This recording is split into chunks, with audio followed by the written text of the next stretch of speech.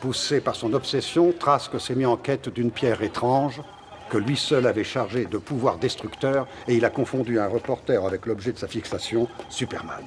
Il en était arrivé à voir ce visiteur d'une lointaine planète là où il n'était pas et à voir des ennemis là où il n'y en avait aucun. C'était une obsession qui, pour Jason Trask, allait s'avérer fatale. Je travaille depuis 25 ans dans la presse et c'est l'histoire la plus impensable que j'ai jamais vue. Et s'il n'y avait que ça, voilà un type qui était tellement à côté de la plaque qu'il a voulu se battre contre Clark pour avoir Superman. Vous savez, Clark, je conseille toujours à mes reporters de rester en dehors de leurs histoires, de ne pas s'impliquer. Mais puisque vous en êtes venu aux mains avec ce cinglé de Jason Trask, je suis bien content que vous ayez pu lui régler son compte. Merci, chef. Dommage, elle n'a pas marché. N'abandonne pas, c'est normal. Superman était à Metropolis et nous à Smallville.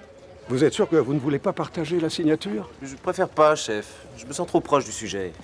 J'aimerais mieux que Loïs le raconte de la façon dont elle l'a perçu. Bon, Loïs, j'ai encore une question à vous poser. Cette fameuse pierre dont Trask était convaincu qu'elle pouvait tuer Superman, vous connaissez son nom?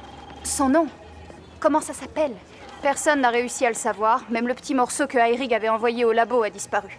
Je ne sais même pas si ça a existé autre part que dans l'esprit de Trask. Et pourtant, ce serait bien plus facile si dans l'article vous lui donniez un nom. Puisque Trask pensait que cela venait de la planète Krypton, si on l'appelait Kryptonienne. Ça me va très bien.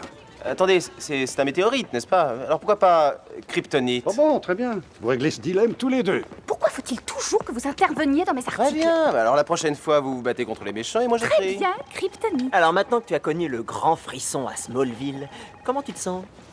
Je me sens... super.